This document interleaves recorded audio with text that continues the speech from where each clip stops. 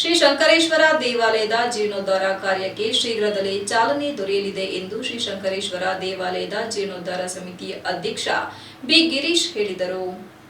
ಸುಮಾರು 900 ವರ್ಷಗಳಿಗೂ ಹಿಂದಿನ ಇತಿಹಾಸವಿರುವ ಈ ದೇವಾಲಯ ಅತ್ಯಂತ ಪುರಾತನ ಕಾಲದಿಂದಲೂ ಇದೆ. ಈಗ ಅದು ಕಾಲಕ್ರಮೇಣ ಮಳೆ ಗಾಳಿಯ ಹೊಡೆತಕ್ಕೆ ಬಿರುಕು ಬಿಟ್ಟು ಶಿಥಿಲಾವಸ್ಥೆಯಿಂದ ಬೀಳುವ ಹಂತಕ್ಕೆ ಬಂದಿದೆ. ದೇವಾಲಯಕ್ಕೆ ಇತಿಹಾಸವಿದ್ದು ದೈವಿಕ ಶಕ್ತಿ ಇದೆ. ಮಳೆ ಬಾರದ ಸಮಯದಲ್ಲಿ ಈ ದೇಗುಲದ ಗರ್ಭಗುಡಿಗೆ 12 ದಿನಗಳ ಕಾಲ ಪೂಜೆ ಸಲ್ಲಿಸಿ ನೀರು ತಮ್ಮ ಬೀಸಿದರೆ ಮಳೆ ಬರುವ ವಾಡಿಕೆ ಇದೆ. ಈಗ ಈ ದೇವಾಲಯ ಬೀಳುವ ಹಂತದಲ್ಲಿದೆ. ಇದರ ಬಗ್ಗೆ ನಾವು ಧರ್ಮಸ್ಥಳ ಧರ್ಮಸ್ಥಾನ ಟ್ರಸ್ಟ್ ವತಿಯಿಂದ ಸರ್ಕಾರದ ಮುಜರಾಯಿ ಇಲಾಖೆಗೂ ಮಾಹಿತಿ ನೀಡಲಾಗಿದ್ದು, ಇವರಿಂದಲೂ ಧನ ಸಹಾಯ ನಿರೀಕ್ಷೆ ಮಾಡಲಾಗಿದೆ. ಅವರ ಕಡೆಯಿಂದಲೂ ಸಕಾರಾತ್ಮಕ ಉತ್ತರ ಬಂದಿದೆ. ಇನ್ನು ಇದಕ್ಕೆ ಸುಮಾರು 40 ಲಕ್ಷ ವೆಚ್ಚ ಖರ್ಚಾಗಲಿದೆ ಎಂದು ಅಂದಾಜು ಹಾಕಲಾಗಿದೆ. ಸಾರ್ವಜನಿಕರ ದೇಣಿಗೆ ಸಹಕಾರ ಕೂಡ ಅತಿ ಮುಖ್ಯ ಎಂದರು.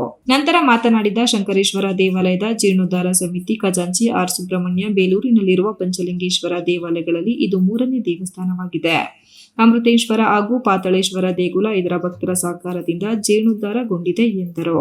ನಂತರ ಸಾಹಿತಿ ಹಾಗೂ ಸಂಶೋಧಕ ಶ್ರೀವತ್ಸ ಎಸ್.ವಟಿ ಮಾತನಾಡಿ, ಹೊಯ್ಸಳ ಶೈಲಿಯ ವಿವಿಧ ವಾಸ್ತುಶಿಲ್ಪವನ್ನು ಹೊಂದಿರುವ ಈ ದೇವಾಲಯವು ಕ್ರಿಸ್ತಶಕ 12ನೇ ಶತಮಾನದ ಹೊಯ್ಸಳ ವೀರ ಬಲ್ಲಾಳನ ಕಾಲದಲ್ಲಿ ನಿರ್ಮಾಣಗೊಂಡಿದ್ದು, ಹೊಯ್ಸಳರ ಕಾಲದ ಶಿಲ್ಪ ವೈಭವದ ಅತ್ಯಂತ ಮನೋಹರ ಉದಾಹರಣೆಯಾದ ಈ ದೇಗುಲದಲ್ಲಿ ಗರ್ಭಗೃಹ, ಶುಕನಾಸಿ, ನವರಂಗ, ಮುಖಮಂಟಪ ಸೇರಿದಂತೆ ವಿವಿಧ ಭಾಗಗಳಿದ್ದವು. ಕಾಲಾಂತರದಲ್ಲಿ ಮುಖಮಂಟಪ ಹಾಗೂ ನವರಂಗ ಭಾಗಗಳು ಕುಸಿದು ಹೋಗಿವೆ. ಈಗ ಗರ್ಭಗೃಹ ಮತ್ತು ಶುಕನಾಸಿ ಭಾಗ ಮಾತ್ರ ಉಳಿದಿದೆ ಎಂದರು. ಟ್ರಸ್ಟಿಂದ ಆಗಿದೆ.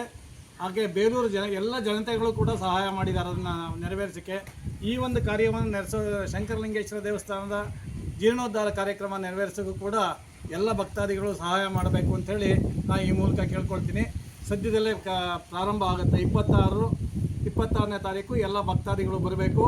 ಆವತ್ತಿನಿಂದಲೇ ಕೆಲಸ ಪ್ರಾರಂಭ ಆಗುತ್ತೆ ಅಂಥೇಳಿ ನಾನು ಈ ಮೂಲಕ ಎಲ್ಲ ಭಕ್ತಾದಿಗಳಲ್ಲೂ ನಾನು ಕೇಳ್ಕೊಳ್ತಾ ಇದ್ದೀನಿ. ಸಖತ್ ಹೆಸರಿದೆ ಈ ದೇವಸ್ಥಾನಕ್ಕೆ. ಶಂಕರಲಿಂಗೇಶ್ವರ ತಿನ್ನಗುಣ್ಣಕ್ಕೆ ಚೆನ್ನಿಗ್ರಾಯ ಗುಡುಕ್ ನೀರು ಕುಡಿಯೋಕ್ಕೆ ಶಂಕರಲಿಂಗನ ಒಂದು ಗಾದೆಯನ್ನು ಸಮೇತ ಇದೆ.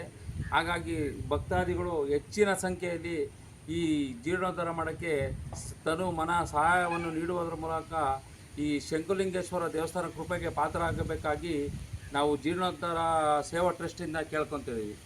ಈ ಸಂದರ್ಭದಲ್ಲಿ ಡಿಆರ್ ರಾಮಚಂದ್ರ, ಗೌರವಾಧ್ಯಕ್ಷ ಕೆಆರ್ ಮಂಜುನಾಥ್, ಕಾರ್ಯದರ್ಶಿ ಡಿಆರ್ ಹೇಮಂತ್ ಕುಮಾರ್, ಉಪಾಧ್ಯಕ್ಷ ಬಿಎಂ ಸಂತೋಷ್, ವಿಬಿ ಆನಂದ್, ಬಿಸಿ ಆನಂದ್, ಅರ್ಚಕ ಬಿಎಸ್ ನಾಗೇಂದ್ರ ಹಾಗೂ ಇಂದಿರಮ್ಮ ಇದ್ದರು. Ganesh, TV 46 news Kannada, Belur. You are watching TV 46 News Kannada.